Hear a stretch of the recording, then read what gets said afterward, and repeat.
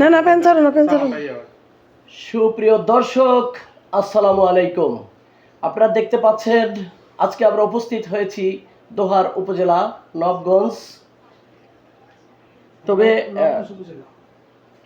নবগঞ্জ উপজেলা কোমরগঞ্জ ইউনিয়ন, তবে এখানে বক্সনগর ইউনিয়ন, কোমরগঞ্জ বক্সনগর ইউনিয়ন। আপনারা দেখতে পাচ্ছেন জাতীয় পার্টিকে যিনি জাতীয় পার্টির সাথে দীর্ঘ বছর ধরে জড়িয়ে আছেন প্রয়াত রাষ্ট্রপতি হুসাইন মোহাম্মদ এরশাদ এবং রওশন এরশাদের সাথে যেভাবে তার হাত ধরে রাজনীতি শিখেছেন, রাজনীতি করে আসছেন, আমাদের মাঝে আজকে উপস্থিত হয়েছেন মোসাম্মদ রেশমি হোসেন, সভাপতি, ঢাকা জেলা জাতীয় পার্টি। আমরা একটু জানতে চাই বর্তমান প্রেক্ষাপটে বা বর্তমান সিচুয়েশনে আপনারা কি অবস্থায় আছেন বা আপনার দল কি অবস্থায় আছে, দেশবাসী একটু জানতে চাচ্ছে। আমরা একটু রেশমি আপার কাছে যাচ্ছি। আসসালামু আলাইকুম। ওয়ালাইকুম সালাম। ধন্যবাদ ভাই আপনাকে।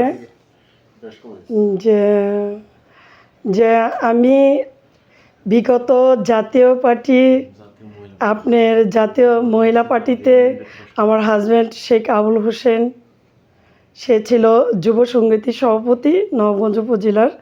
আমি হলাম গিয়া জাতীয় মহিলা পার্টির নবাবগঞ্জ উপজেলার সভাপতি, বাট আপনার ঢাকা জেলার সভাপতি। কিন্তু আমি যার হাত এই জাতীয় পার্টি উন্নয়ন কিংবা আলোড়ন যাই কিছু করছেন, অ্যাডভোকেট সালমা ইসলাম এমপি, রওশন এরশাদের সাথে হয়তো সাক্ষাৎ হয়েছে, কিন্তু পার্টিটা মূলত হয়েছে আমার সালমা ইসলামের সাথে। আর এই দোহার নবাবগঞ্জে জাতীয় পার্টির কোনো অস্তিত্ব ছিল না। টিপ টিপ নিবানো অন্ধকার যে আলোটা জ্বালিয়েছে একমাত্র সালমা ইসলাম।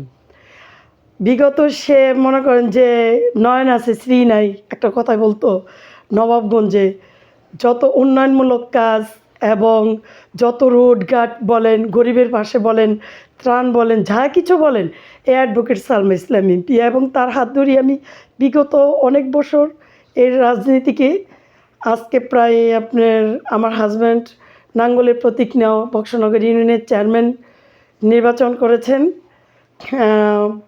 সেই অবস্থায় মোটামুটি ভালোই ছিল, মোটামুটি জাতীয় পার্টিটা এখনও মনে করেন যে সিচুয়েশনটা বাংলাদেশ চলতেছে, আমি মনে করি যে যখন যে দল আসে তখন ওই স্লোগানে আসে যে কার কোনটা ভালো লাগে কিংবা কার কোনটা হলে সবচেয়ে মানুষ উন্নয়নের দিকে যেতে পারে, এটা মানুষের জনগণের ভিতরে আসে।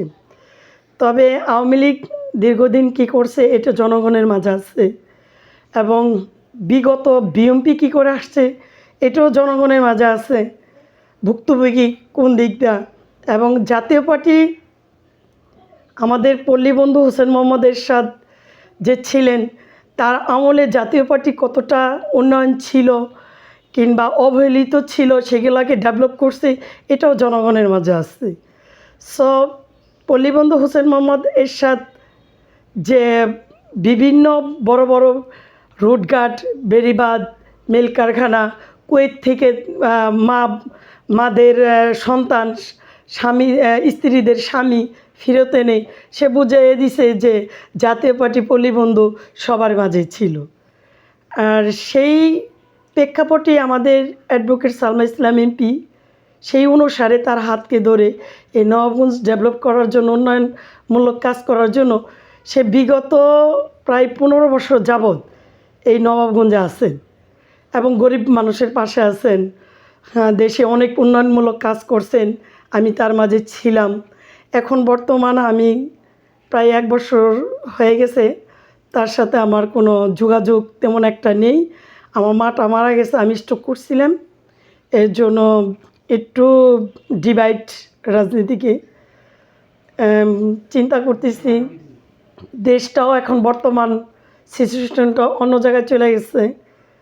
এখন দেখা যাক যে জনগণের মাঝ থেকে যে আওয়ামী লীগ চলে গেছে, কেউ ভাবে নাই যে এইভাবে আওয়ামী লীগ চলে যাবে। এখন বিএনপি আসছে, বিএনপি এখন তৈরি ক্ষমতায় আসেনি, এবং বিএনপি আসবে না আপনার ইসলামিক কোনো সংগঠন আসবে না জাতীয় পার্টি আসবে, এখন তৈরি আমাদের এটা বলা যাচ্ছে না।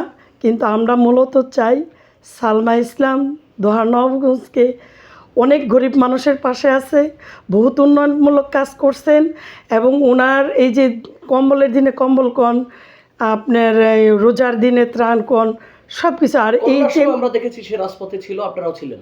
হ্যাঁ, আর ঘটনা হয়েছে কি, সে এখনও রাজপথে আছেন, এখনও গরিবের মাঝে আজকে বিগত 3 বছর হয়ে গেছে গা, সে খাবার বিতরণ করেন এতিমের মাঝে, বিভিন্ন মাদ্রাসায়, বিভিন্ন গরিবের মাঝে সে করে যাচ্ছেন।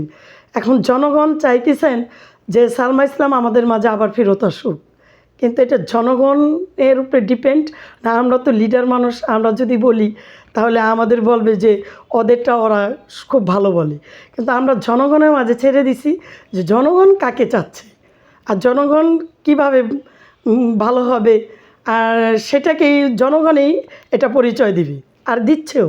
তবে আমরা ঘুরে দেখলাম আমি দেখছি সে এত মিলিয়ন ডলারের কোটি কোটি টাকার মালিক হয়ে যদি নিজ হাতে বেড়ে খাওয়াতে পারে মানুষকে, আর রাজপ্রাসাদ ছেড়ে ঘর্মের ভিতরে জুতা পায় না দিয়ে কাদার ভিতরে হেঁটে যদি জনগণের পাশে দাঁড়াতে পারে, গরিব মানুষের পাশে দাঁড়াতে পারে, এতিমদের মাথায় হাত দিতে পারে, তাহলে আমি তো রেশমি কিছুই না। তবে আমি রেশমি চাচ্ছি যে তাকে ফলো করে আমিও যেন জনগণের গরিবের পাশে থাকতে পারি, জনগণের মাঝে ভালো থাকতে পারি, সবাই যেন আমাকে ওরকম ভালোবাসি। মানুষ কিন্তু ভালোবাসাটাই দেখবি, খাওয়াটা কিন্তু দেখবি না। আচ্ছা, রেশমি আপা, আমরা দেখেছি এটা তো মনে করেন আমার প্রশ্ন না, এটা আপনারা সাংবাদিকরা আছেন, বিভিন্ন জায়গায় আপনারা মুভ করতেছেন, দেখতেছেন যে পল্লীবন্ধু হোসেন মোহাম্মদ যে এরশাদ যিনি বাংলার মাটিতে যা করে গেছেন ওটার ভিতরে রিফারিং চলতেছে। নতুন করে যদি দেখতেন যে একটা বেড়িবাঁধ তৈরি হয়েছে, তাহলে আমরা বলতাম যে নতুন করে একটা বেড়িবাঁধ এই দুটা সরকারে তৈরি করছে। কিন্তু আমরা যতটুকু আমাদের জ্ঞান হয়েছে বা দেখুন মুরব্বীদের কাছে শুনছি এবং বই পুস্তক পড়েও দেখছি যে পল্লীবন্ধু হোসেন মোহাম্মদ এরশাদের সব কিছু চাওয়া পাওয়ার ভিতরে রিফারিং চলতেছে, নতুন করে কোনো কিছু নাই। আপনি বিদ্যালয় বলেন, স্কুল বলেন, আপনার রোডঘাট বলেন, এগুলার ভিতরে রিফারিং চলতেছে বিভিন্ন সরকারের বরাদ্দ দিয়ে। কিন্তু আমাদের সরকারের জিম্মি করে বিভিন্ন সরকার অনেক কিছুই করছেন, কিন্তু অসহায় ছিলাম হইলাম আমরা গরিবের মাসে থাইকা যদি অসহায় হয়ে যতটুকু করতে পারছে আমার সরকার, ততটি আমি মনে করি অনেক কিছু। এখন জনগণের মাঝে সেটা বলবে যে না, সে থাকাকালে কতটা কি ছিল আমাদের মাঝে, এটাই আমার প্রশ্ন। তবে আমি আরেকটা প্রশ্ন রাখতে চাচ্ছি যে আমরা জাতীয় পার্টিকে এগিয়ে নেওয়ার জন্য যথেষ্ট পরিমাণ আপনার ইউনিয়ন, জেলায়, ওয়ার্ডে ওয়ার্ডে এবং ঘরে ঘরে সালমা ইসলাম অন্তত দোহার নবাবগঞ্জ, ঢাকা জেলায় ডোর টু ডোর কাজ করতেছেন। জাতীয় পার্টির পল্লীবন্ধু হোসেন মোহাম্মদ এরশাদের কর্মকাণ্ডগুলো তুলে ধরছেন, যেন মানুষ শান্তিতে বসবাস করতে পারে, আগামী দিনের মতো জানালা দরজা খুলে যেন বসবাস করতে পারে, চুরি ডাকাতের হাহাকার রাজধানী এগুলা যেন না হয়, এবং সাধারণ মানুষ যেন মোটা ভাতে মোটা কাপড়ে চলতে পারে। এটি আমরা এগিয়ে নিয়ে যাচ্ছি যে জাতীয় পার্টি যদি আমরা আনতে পারি তাহলে মনে হয় যে মানুষের ভিতরে একটু আত্মায় শান্তি পাবে। কিন্তু আমরা সরকারের কাছে যাতে কোনোভাবেই জিম্মি না হয়ে যাই। দোহার নবাবগঞ্জ নিয়ে চিন্তা ভাবনা যে একটি যে আমার পাশের গ্রামে গ্যাস আছে, কিন্তু আমার দোহার নবাবগঞ্জে গ্যাস নেই। আমার এমপি সালমা ইসলাম কিন্তু উনি সার্কুলার দিছিলেন, আপনার এই যে বেড়িবাঁধটা, এই যে আপনার নদী ভাঙ্গন, এটা কিন্তু সংসদে চিৎকার পেরে আমার সালমা ইসলাম এই রুটের কাজটা এবং বেড়িবাঁধটা কিন্তু সেই করছে। কিন্তু আপনার এত কোটি বরাদ্দ আনছেন সংসদে চিৎকার পেরে, তার কাজকর্ম ফেলিয়ে জনগণের সাধারণ মানুষের জন্য যে আমার দোহার নবাবগঞ্জ যেন বাঁচে, তাহলে আমিও বাঁচব। আমার দোহার নবাবগঞ্জ ভালো থাকলে আমিও ভালো থাকব, আমার দোহার নবাবগঞ্জের মানুষ ভালো থাকলে আমিও ভালো থাকব। কিন্তু সে এইভাবে কাজগুলা করে যাচ্ছে, এবং আগামী দিনে যেন বাদবাকি কাজগুলো আমার সালমা ইসলাম এমপি করতে পারে, আমরা সেই চেষ্টাই চালিয়ে যাচ্ছি এবং উন্নয়নমূলক কাজ যেন তুলে ধরতে পারে আরও, আর পাশে যেন আমরা গ্যাস আনতে পারি, আমরা এই চেষ্টাই করতেছি। এখন আচ্ছা, ভাগ্যের উপরে নির্ভরশীল। আমরা জানতে পেরেছি